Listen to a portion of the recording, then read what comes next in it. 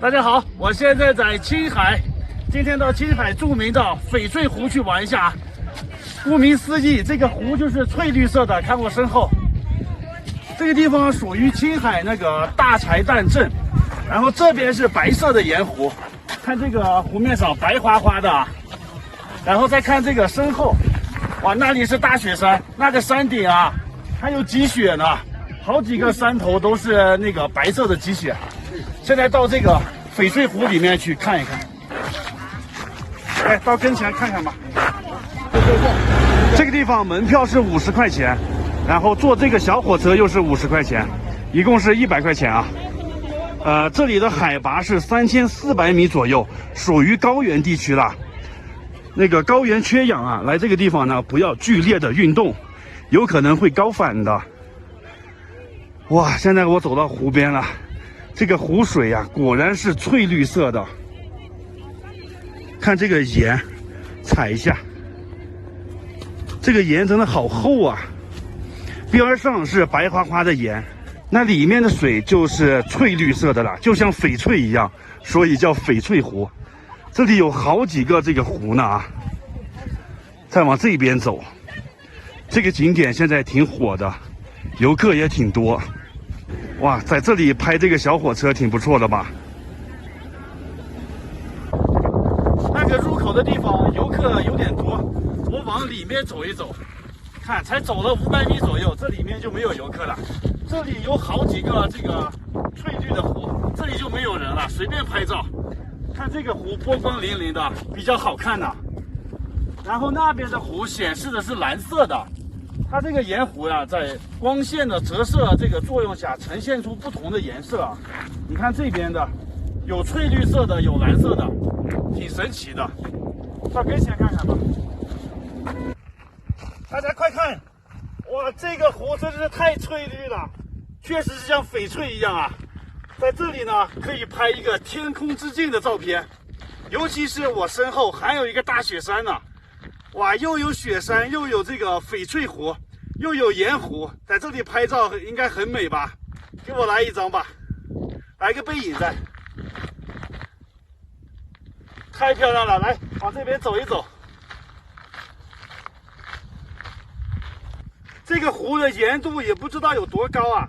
如果我现在跳进去，能不能飘起来了？就像那个以色列的死海一样。你可以看到这个湖边也是不长草的。然后也没有任何的鱼啊，各种生物都没有。反正飞鸟不在这里停留，鱼虾也不在这个湖里面啊。寸草不生，没有生命的这湖边。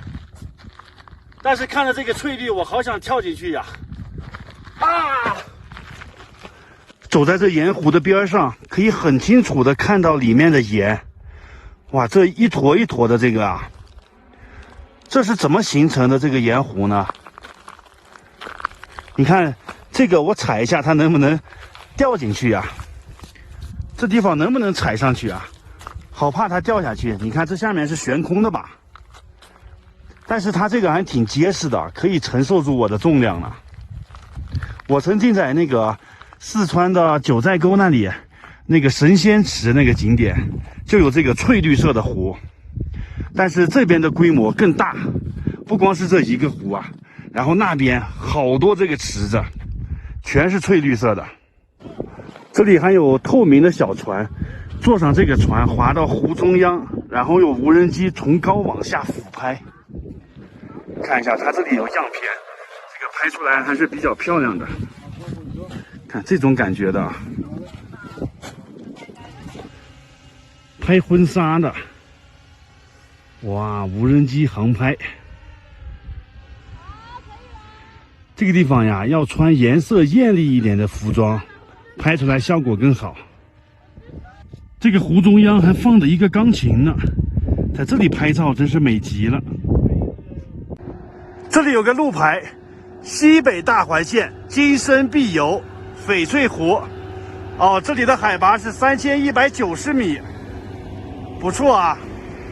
这边有个神奇的现象啊，就是在这条公路的左边才有翡翠湖呢，公路的右边我们看全都是一大片白茫茫的盐，这盐可能是太多了吧，把这湖都覆盖住了。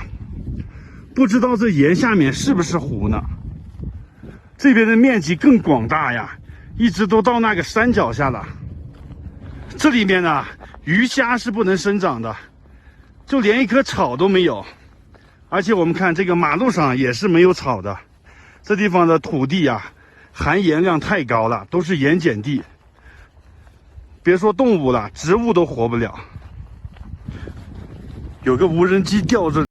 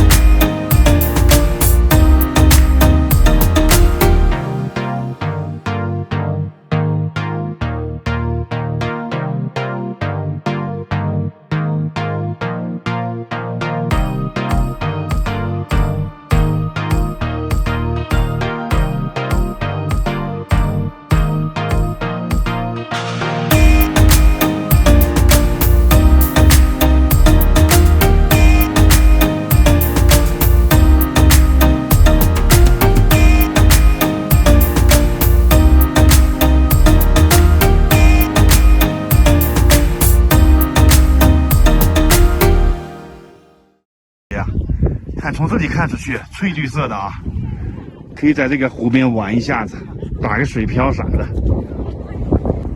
这个湖很漂亮啊，比大柴旦湖要漂亮。大柴旦主要是盐湖，这个是淡水湖啊。我看还有人洗车呢，用这个湖水，可以脱了鞋走进去玩。我换上短裤了啊，然后光脚去这个水里面感受一下。水还是挺凉的，这个水的来源是哪里呢？应该是这个雪山融水吧，是一个大缓坡。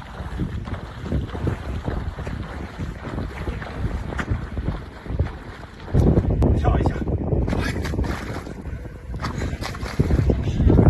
从小柴旦湖开车出来啊，现在我们要到了中国最美公路了，U型公路。看我身后这个公路是一个 U 型的，很漂亮吧？好多人在这条公路上拍照呢，网红公路了。你看这路边停了很多车，然后这个地方啊，特别的荒凉。我们看这两边是不长树、不长草的，你再往这边看，连鸟都没有，特别的荒凉。带大家看看这边的地理情况啊。哇，这个一个一个的小土堆，就像来到了火星一样啊！这个地面凹凸不平，高低起伏。这个地方也被评为地球上最像火星的地方。这完全就是荒凉的无人区呢。看这条马路修得多好，感谢咱们国家的这个基础建设能力啊！这么荒凉的地方都能修这么好的马路。好，我也开车走一下这条公路。你看这些人为了拍照片都站到马路中间来了，一点都不注意安全呢。为您播报前方路况及摄像头。很漂亮吧？两边是荒漠。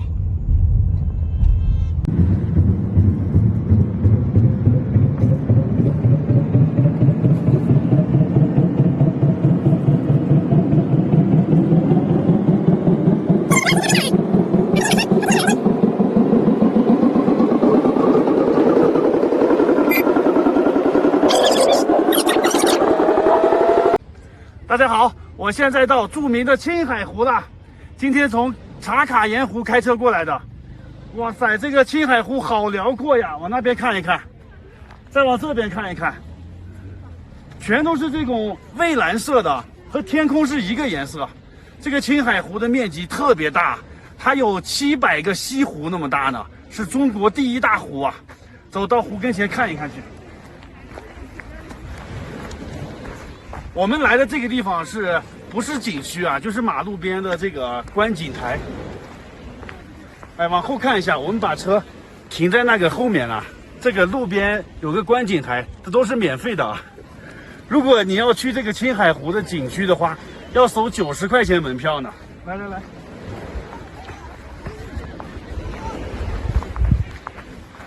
对了，这个青海湖它是咸水湖啊。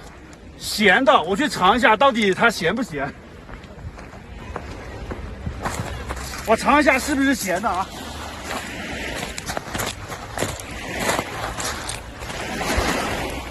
哇，好凉呀，这个水。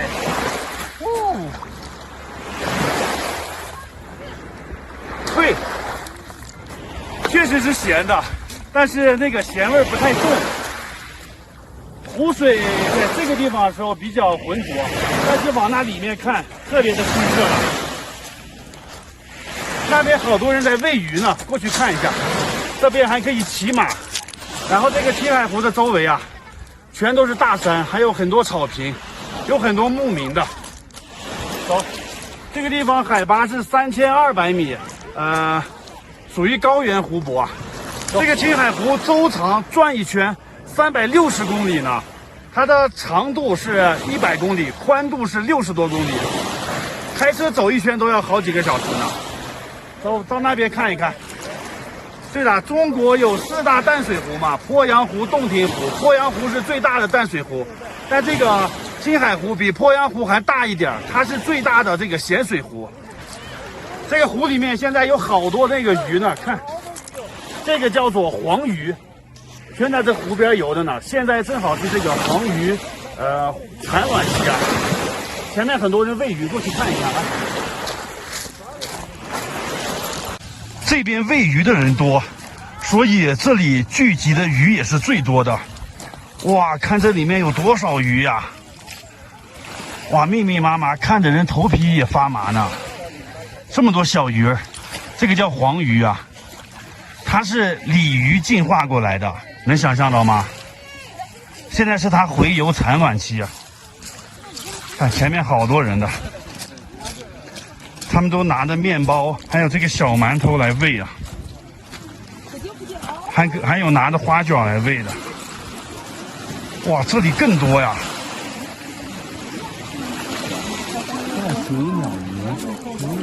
哇塞，这么多呢，密不透风了。拿了一袋子这个旺仔小馒头啊！因为这里有喂鱼的人呢，所以鱼都聚集到这一块了。嘿，远处都是蓝色的水，只有这个近处是黑压压的这一片，全都是鱼。喂鱼的人很多啊。哦，他们也拿这个青稞来喂呢。你看，呀，这个是青稞吗？青稞吗？这个是。哦，拿青稞然后和上水，这样捏成面团去喂它是吗？对。哦，哇，这么一大堆，这全要喂了吗？全部要喂了。就是。看这个是青稞的面，哇，提了1桶过来呢，然后在盆里面和好了，去喂它。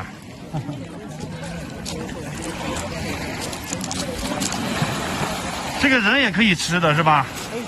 啊，看这边也是拿着青稞，因为这里是属于青藏高原嘛，所以很多藏民啊都是吃青稞的嘛。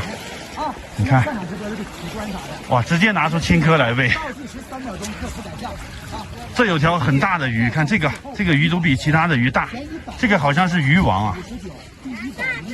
因为这里的鱼比较多，所以远处呢还有好多的海鸟，它们在这里也抓鱼吃。看那里的海鸥比较多。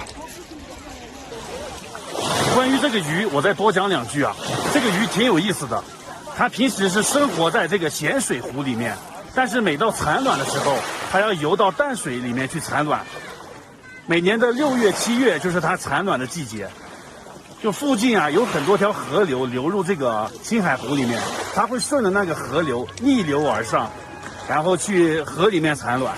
一会儿我都到那个淡水河那里看一下，这个叫啊，那看我干啥呀？我录个视频，刚才一直有人盯着我看，给我看的都思维都打断了。好，一会儿呢我要到那个淡水河里面看这个黄鱼洄游，很壮观的。最后再强调一下，这个鱼它是国家2级保护动物，不可以抓，更不可以吃，不然的话你抓它就有人来抓你了，就喜提银手镯一副了啊。这个地方真不错啊，是一个免费的看湖的这个景点。这停了这么多车，然后我们刚才啊一路上从那边开过来的，一路上这个湖啊都被围起来了，找不到一个能走到湖边看湖的那个点啊。然后湖的这边就是大片的草原草场，这些草原也都是当地牧民的啊，你看都被这个栅栏围起来了。这个点确实不错，它在这个青海湖的西边呢。看这个风景太漂亮了。我们现在呢沿着湖边这个公路在走，一路都是美景啊。看这个草场这边都是拦起来的啊，虽然这里离湖边很近了，但就是过不去。湖边有个汽车还搭着帐篷，估计是在那边野营的吧。看这边一大片草坪，这还有开着紫色的花呢，好漂亮啊！这叫什么花呢？是不是薰衣草啊？看骑自行车的，加油加油，奥利给！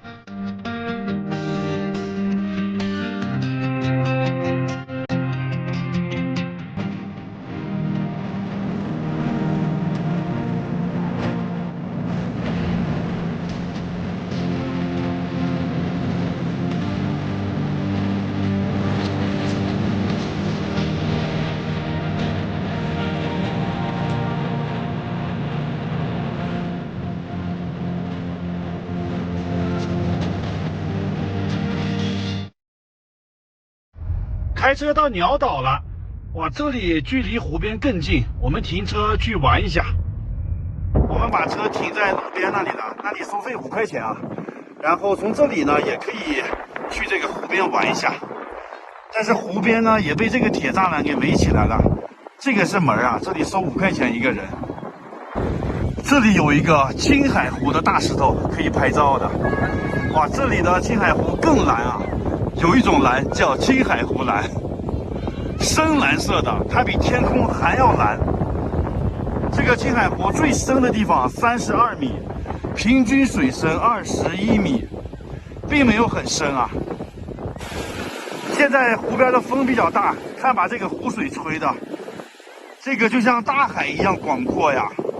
再往远处看，一望无际，看不到头，确实是像大海一样。说一下这个青海湖水它为什么是咸的啊？其实在最早以前它也是淡水湖，它是流入那个黄河的，和黄河相通的。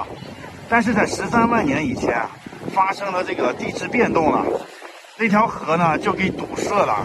它青海湖距那个黄河有40公里的距离，河道堵了以后，这个水就流不出去了嘛。那它的这个蒸发量又比较大，所以慢慢的，它这个湖水就越来越咸了。湖边的马呀、牦牛呀都不能喝这个水，然后人也不能喝，不能饮用的，比较浪费。看着这么大一片湖水，却不能喝。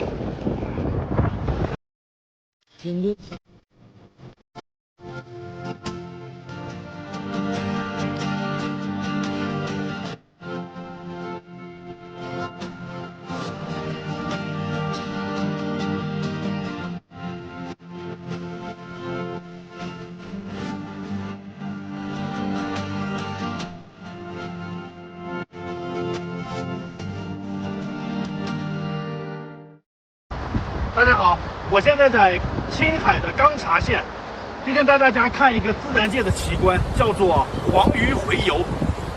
就我身后这条河里面啊，有成千上万只那个黄鱼，每到产卵期的时候，它们就会逆流而上，顺着这条河游到那个上游去。你看这个河道啊，被修成一级一级的这个台阶。走到跟前，带大家仔细看一下这个黄鱼洄游。看。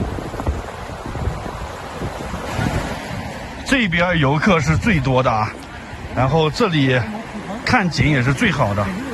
哇，看这个下面，那鱼也太多了吧，看着头皮发麻呢。这一大堆一大堆的，这个鱼没有多大，每往上翻几个台阶，应该会休息休息，补充一下体力啊。这体力不好的话，翻不了这么多台阶，而且还有那么多鸟在等着他们呢。这是勇敢者的旅途啊！从这个角度看一下这个台阶啊，非常的宽。他们这些鱼啊，喜欢聚集在这个最边边上的这个台阶这里。看，从这个最边边上的，好像容易往上翻一下。这个也叫鲤鱼跃龙门吧？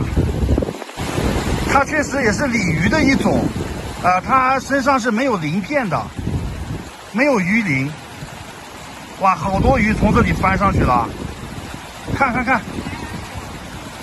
哇，太有活力了。简单说一下黄鱼洄游是怎么回事啊？我前面这条河它是淡水河，它是流到前面青海湖里面去了。青海湖是咸水湖，这些黄鱼呢，平时生活在那个青海湖里面。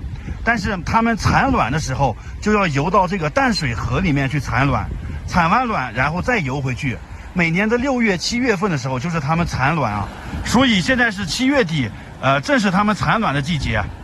你看这里黑压压一大片，全都是这个黄鱼，它们要从这台阶上一级一级的翻到上面去。这里这河流有个坡度嘛，当地呢就在这里修了台阶。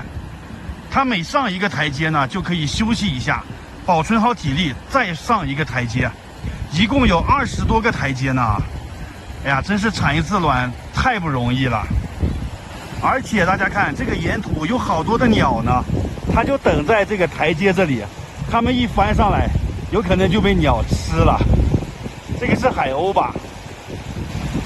那个地方是海鸥最多的，就是最后一级台阶那里。这个地方的海拔是3200多米，扎在青海湖的上游啊。然后看这个天气特别好，蓝天白云，非常通透啊。这里就是最后一个台阶了，哇，这里站着好多的鸟，等着吃它们呢。费了9牛2虎之力，好不容易游上来了，结果被鸟吃了，真是太冤了。然后看这里聚集了多少的鱼。哇，看着有点头皮发麻呢，因为这里有好多人喂它们呢，所以都聚集到这里了。然后我也买了个小馒头喂它们，看这么大的馒头啊！哇，它们一口就吃了。看，我买了一袋，一袋10块钱啊，这还挺多的，280克一袋。喂它们点吧，能游到这里的鱼已经是精疲力尽了。再回去产了卵就更没有力气了啊！在这里应该吃饱一点。没有看到鱼王啊，应该有一个大一点的鱼王带领他们游过来。这里全是这个小鱼，人远一点啊，给远处的鱼也吃一点。喂的人挺多的，然后这里就卖这个小馒头呢。这边的鱼就剩下最后一集了，我喂他们点吃的吧，帮助他们一下，帮助他们恢复体力，跨过这最后一关。我这也是给自己积德呢吧。这么多鸟等在这里，就等着抓鱼吃呢，这也是大自然的规律吧，食物链嘛，神奇的大自然啊。现在是7月末了，再过几天8月份来了，就看不到这个景象了。这个地方呢，现在是免费的啊，然后那边停车也是免费的，所以来的人挺多的。河两岸都可以看，那边也可以看的。看远处蓝色的那个地方就是青海湖，这个地方啊就在湖边这条公路上呢。大家要来的话，导航全集河观景台就到这里了。这是这条河的全貌，这河两边都可以停车观看的。现在我走到河道的另一边了，这边摆摊的人就更多一点。这里属于高原高海拔地区啊，天气比较凉爽，你看大家穿的都比较多。这里温度是20多度啊，非常的凉爽。对了，还有一点很重要，这个鱼它是国家2级保护动物，不能抓来吃的，受法律保护的。看完黄鱼洄游，我们顺着盐湖路继续往前开，路边出现一大片的油菜花，哇，现在正是油菜花开放的季节啊！在这蓝天白云下面出现大片的油菜花海，真是太漂亮了。前面有一列火车，哇，这个好像是青藏铁路啊！青藏铁路的火车绕着这个青海湖走呢。看旁边是牦牛，看这个路边有一大片的油菜花，太美了。这个地方啊，在青海湖的北边，钢察县的附近啊，远处那个楼房就是钢察县，太漂亮了。现在到钢察县城的黄鱼家园看一下，这里面也有壮观的黄鱼洄游景象啊。现在我们又开车到了另一条河了，这个叫沙柳河，它在钢察县这个县城里面呢。这里也有好多台阶的，也是让这个黄鱼往上游的。但是这个河里面啊，就没有刚才那条河的那个鱼多了。现在可能已经接近这个黄鱼洄游的晚期了，因为7月末了嘛，所以这个鱼比较少了。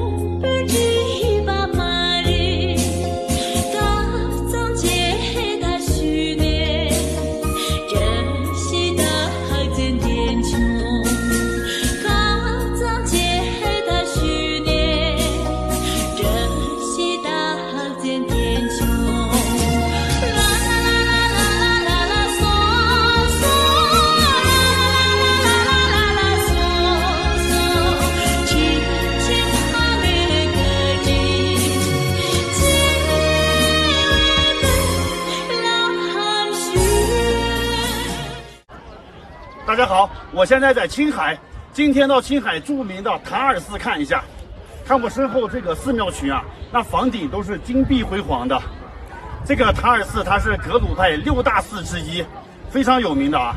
这里的门票是70块钱，我已经买好票了，带大家进去参观一下。现在来景区的需要48小时以内的核酸，如果没有的话，就在这里现场做啊。做完以后给一个这个票，凭这个票就可以进去了。做完核酸了，现在要进去玩了啊。塔尔寺，这里是5A 级景区，这个是它的地图啊。这里面的特别的大，房间也很多，一共有9000多间呢。最重要的呢有3个，看都是金色的屋顶，长金楼、大金瓦店、小金瓦店。现在我在这里入口的地方进去依次都转一下啊。然后这里就是入口的地方了，这个大门修得不错啊。穿过这个大门进来了，哇，好大一个院子啊！正对面这个就是小金瓦店，看那个房顶金碧辉煌的，这里面非常的大，然后游客也非常多。这里就是这个著名的有8个白塔，这8个白塔也是塔尔寺的标志性景点啊，可以在这里拍个照。这是为了纪念这个佛祖释迦牟尼做过的8件事情啊。这个白塔挺有名的，当地的人啊会绕着这个白塔一圈一圈的转，就是祝福的意思啊。然后这里面呢旅行团比较多，可以去蹭一下导游。好，现在我就进去一个一个的转一下。先去这个小金瓦店，西藏风格的这个房子，你看它这个窗户有个特点，都不开的，都是关着的啊。为啥呢？因为它里面供奉的是佛像。这寺庙里面是不让拍照的。刚才我已经进去转了一圈了，大概了解了一下，简单跟大家说说里头有些什么啊。有旗杆的这个地方，它是它的正门。有1个旗杆代表这个寺院是比较重要的寺院啊，如果有2个旗杆呢，就代表这是一个学院。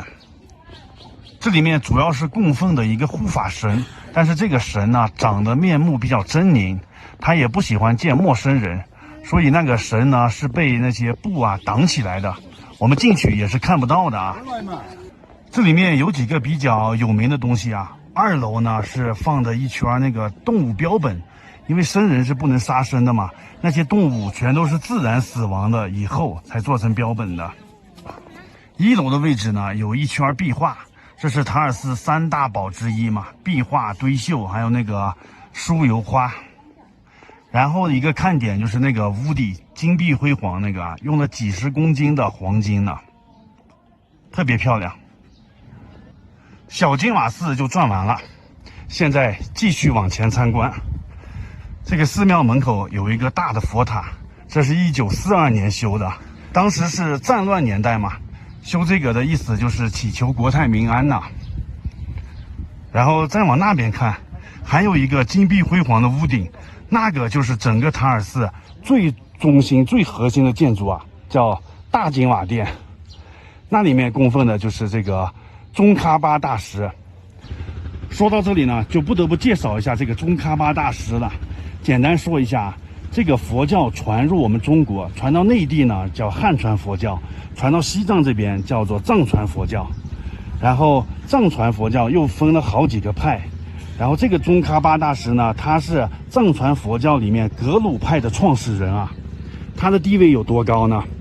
那个著名的达赖喇嘛还有班禅大师都是他的弟子啊。这里呢就是宗喀巴大师出生的地方，所以这个塔尔寺他的地位很高的啊。据说这个宗喀巴大师他从一出生的时候就和普通人不一样啊。怎么回事呢？就是他在捡几袋滴血的这个地方啊，就是长出来一棵树，树上有10万片叶子啊，每一片叶子上呢都显现出一个狮子吼的佛像来，就和佛非常有缘。这个宗喀巴大师他从很早就出去学习佛法了，去西藏各地啊拜求名师，但是他的母亲呢就非常想念他，有一天呢就剪了他的这个白发还写了一封书信给他，意思是说我现在年纪大了，要你回来陪陪我，我想见你呢。宗喀巴大师一心扑在佛法上，他就没有回来呀。他跟他母亲说：“你如果很想我的话，就在我出生的地方建一座佛塔吧。看到佛塔，就像看到我本人一样。”后来他母亲在这些信众的帮助下，就建好了佛塔。所以这个地方是先建的塔，后建的寺，所以叫塔尔寺。他母亲就住在身后这个院子里啊。然后有一个达赖喇嘛也在这个寺庙里住过。而且给这个开过光，所以现在这个院子里长了好多的菩提树。你看，这些都是菩提树。你要知道，这个树可是长在印度那些热带地方啊，能在这个高原上种活这个菩提树非常难的。这个树每到夏天的时候就会开出白色的花来，非常的香啊。现在刚好开过去，现在没有花了。释迦牟尼佛祖就是在这个菩提树下面悟道成佛的，所以这个菩提树在佛教里面有特殊的意义呢。一样的啊，这个里面是不让拍照的，所以我只能站在这个外面讲一讲。前面有一个金色房顶的大殿，那个就是金瓦殿，它是塔尔寺核心建筑啊，好多人在这里拍照的。宗喀巴大师出生时候那棵树就在里面种的呢。这里主要就是讲述了大师的一生啊，他的生平履历。宗喀巴大师16岁离开故乡，去西藏那边求学，在53岁的时候，在拉萨建立了那个甘丹寺，然后创立了格鲁派啊，然后又过了10年，63岁的时候，在那个甘丹寺去世的。这就是他的一生。这个就是金殿的后面，很多人在围着这个金殿一圈一圈的转啊。这里就是宗喀巴大师的出生的地方。宗喀巴大师也被誉为第二佛陀啊。了解了宗喀巴大师的一生，基本上你就看懂了这个寺了。这个塔尔寺它的精髓就是宗喀巴大师。这个是藏经楼，里面就是各个大师写的经书。看这个主殿也是那个黄金的啊，金碧辉煌的。里面有一个11米高的鎏金的文殊菩萨雕像。从这个角度看一下藏经楼的金顶，只有重要的寺院才用金顶呢。这个里面是酥油花馆，也不能拍照的。这里面就是用酥油做成的各种花、佛像、雕像之类的。这个酥油花它是国家非物质文化遗产，现在也是塔尔寺的3绝之一嘛。酥油花、堆景还有壁画。现在我到的这个地方叫吉祥行宫，这里就厉害了啊！你看这里写的班禅行宫，它是历代的班禅和达赖喇嘛如果来塔尔寺的话，就住在这里啊。然后这个院墙和里面的这个牌坊是乾隆皇帝派能工巧匠来这里建造的。这个行宫它一共是3进院子呢，我就不进去拍了。它的位置也特别好，它处在这个山顶上呢，从这里看出去就可以看到塔尔寺的全景。看塔尔寺全景一览无余。那个金殿这里最核心的建筑啊，然后这个塔尔寺它坐落在这个山凹之中，这四周围啊有8个山头。从空中看就像是一朵莲花一样，把这个塔尔寺包在中间。中间的寺院是不住人的，这些僧人啊、和尚，他们是住在四周围这些半山腰的这些房子啊，住的人挺多吧。然后这里就是塔尔寺的入口地方啊，然后这里有一个停车场，可以把车停在这里。我们看那个山顶上还有一个观景台呢，在那里也可以看到塔尔寺全景。建议大家来之前先到那个上面去看一下啊。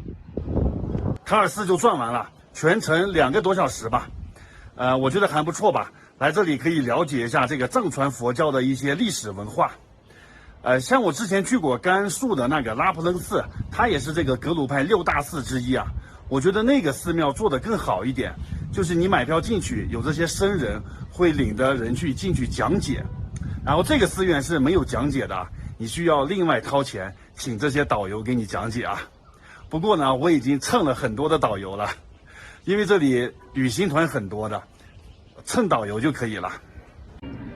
大家好，我现在在青海的蒙源县，这个地方的油菜花非常有名，这里呀是全球最美的花海啊，就在我身后这一片这么大的油菜花，进去游览一下啊。这里很多人拍照的，这个地方呀门票是60块钱，我从网上买的是56块钱，然后本地人是免费的。看这里百里油菜花海，圆山观花台。从这里检票进去啊，